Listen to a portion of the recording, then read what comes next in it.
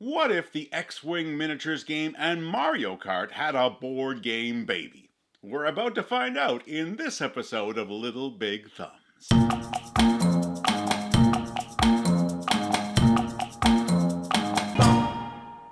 Hello, my name is JP, aka Big Papa Thumbs, and today we're going to be introducing you to a game called Space Racers, which is for 2 to 4 players ages 7 and up. And before we go any further into this preview, I want to make it crystal clear that everything you're going to be seeing in this video are prototype components produced by the Game Crafter, a company that provides print-on-demand publishing services. Our goal today is to give you an overview of how this game works, what makes it unique, and how it plays with kids. So, why don't we fire up our space rockety boosters and soar on over to the table so we can learn how to play.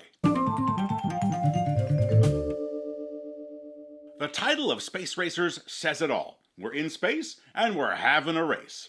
The goal of the game is as simple as it gets. Just get your ship to the checkered finish line. Easy, right? Well, not so much. You see, there are going to be numerous obstacles in your way, and sometimes just flying your ship is the biggest barrier of all. To set up the game, we're going to be measuring out a space that is approximately 30 by 30 inches. Using 3 of these shooting star tokens is a great way to figure it out quickly, and we can mark the corners with these little flag tokens. Once you've got that basic frame set up, it's time to lay out our ships, obstacles, and other components. The rulebook provides several starter tracks, but once you're familiar with the game, it's a lot of fun just to design your own track and maybe even bring in your own obstacles. Who says there can't be unicorns in space? Each player will place their ship in the starting area and takes their 4 matching path trackers.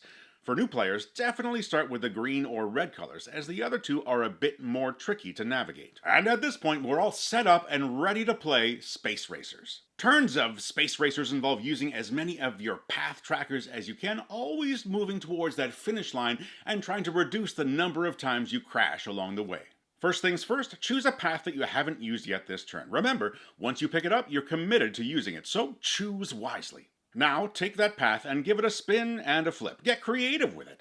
You can place it against one of the 3 directional thrusters on your spaceship. Just make sure that the flat edges of the path match up with the thrusters. Now it's time to make some moves. Move your UFO to the far end of the path you just placed. No need to slide it along the path. So long as the path doesn't overlap with an obstacle, you're good as gold. Now, set aside the path you just used. Remember, you can't use it again this turn. Put it aside and focus on your next move. But wait, what happens if we crash along the way?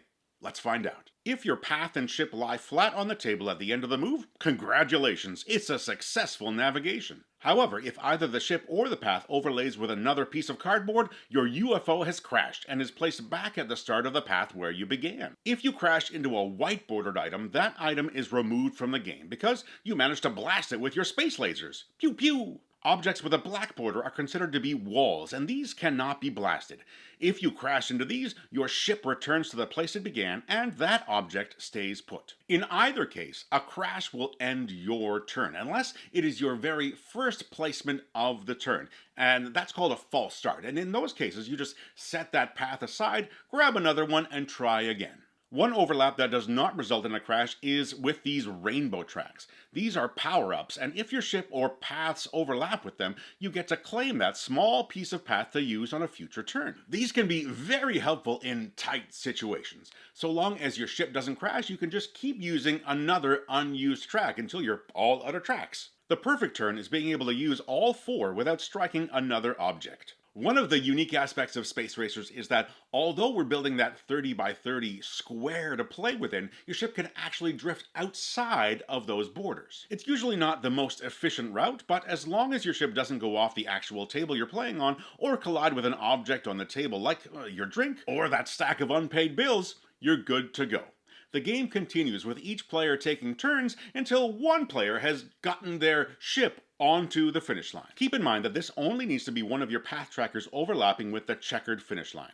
Your ship doesn't actually need to fully cross or even stay across to win the game. Now that we've looked at how to play the game, let's have a quick discussion about what makes it unique and how suitable it is for families and children to play together.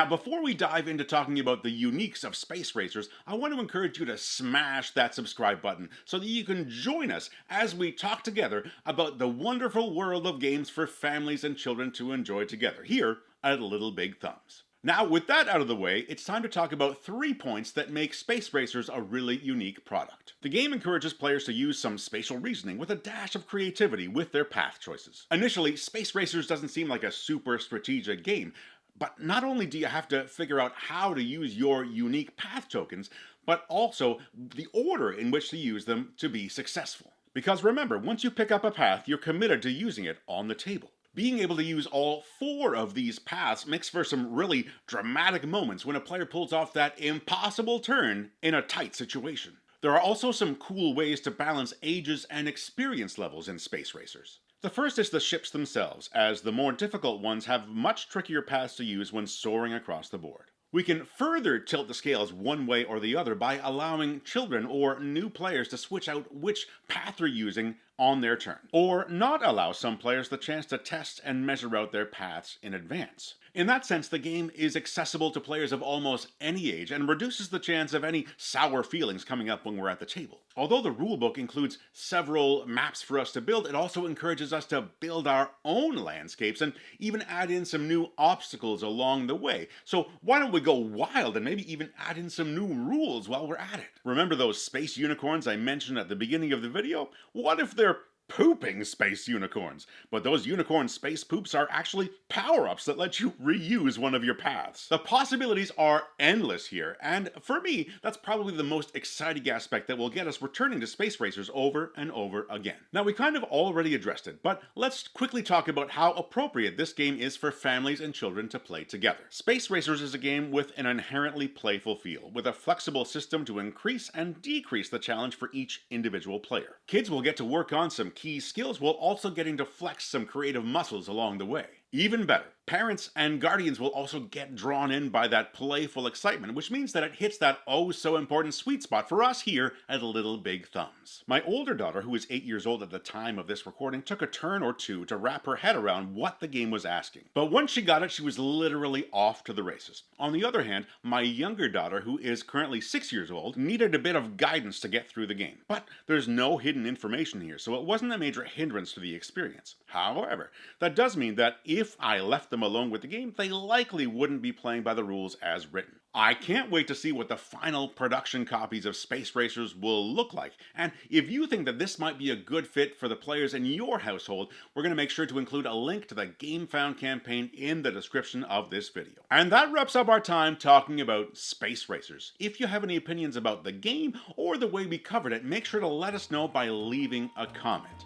And until next time, whether you've got little players or big players, make sure that you keep playing games that make your thumbs go way up.